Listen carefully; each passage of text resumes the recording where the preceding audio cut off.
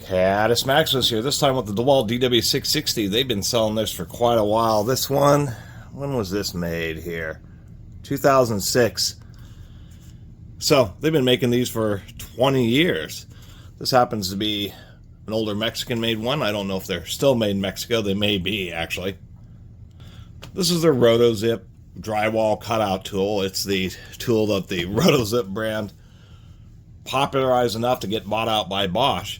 Although I've always found them to be an odd tool, mainly because they generate huge amounts of dust. Ostensibly, they're used with these types of bits, which are downward cutting, so they force the material that way instead of drawing it up like most common bits. The idea is you simply, poke them through a piece of drywall and then go and cut out for your electrical outlet or whatever you need to do. They're sometimes called a rotary saw. Even on Amazon, they call these a rotary saw. This happens to be 5 amps, and it's actually pretty big. Now, I've talked about these before, or this DeWalt, but not in a dedicated video because I found one at a garage sale, but it was missing this front piece, so I kind of threw it in with my Dremel rotary tools for the rare circumstances when I need a lot of power on a small cutting tool or a small little grinding bit. And DeWalt, there's thousands of reviews on Amazon, so I mean, it's certainly plenty powerful, kind of like that power switch, although it's similar to the Rotozip where it sticks out the back so it's easy to access.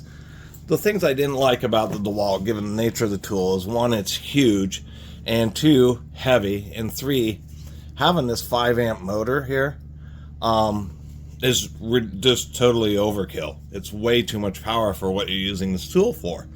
Now these come, and this one actually had, well, 2 things. 1, I think it uses the very same Collets that Rotozip does, so pretty easy to find Collets, but it came with, oddly enough, a spare. They must have bought an extra one and lost it and then refound it.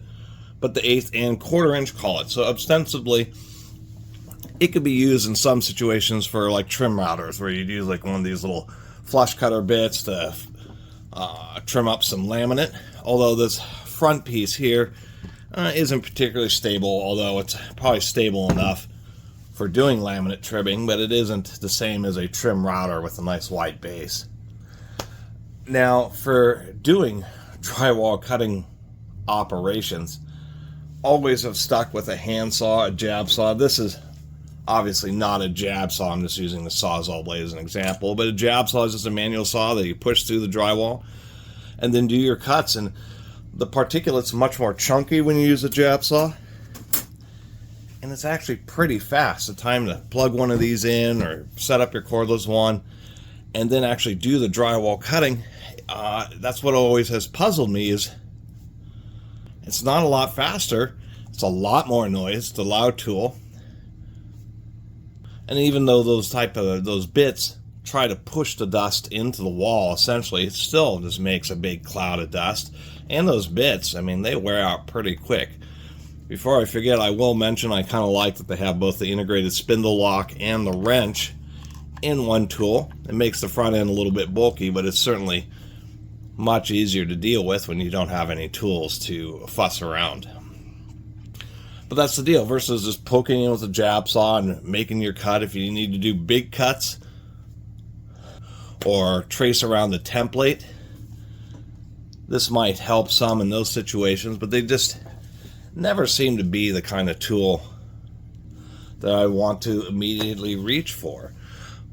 That being said, I mean, besides the build quality, which certainly seems good for this DeWalt, it's just the weight and the bulkiness for what it's doing. They're just, they wanted to be one of the most powerful, if not the most powerful on the market, when that doesn't matter. The 3 amp Rotozip Solaris, which I think is the best of all the Rotozips, just seems to make a lot more sense. Now, this DeWalt's only $60 on Amazon. You can get these Rotozip Solarises for $40 or $50, but I think they're just a lot wiser. They're, first thing, heck of a lot more compact.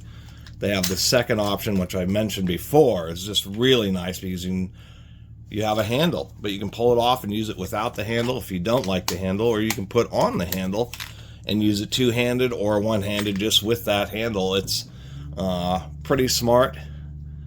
This has a traditional spindle lock, but the wrench is integrated into the handle. It's not so bad. Plus, the handle also has a compartment for holding bits, as well as the collets, which I thought was a bit short-sighted. If you're going to have a big old rotary tool like this DeWalt, why doesn't it have any ability to at least store a couple of bits on it?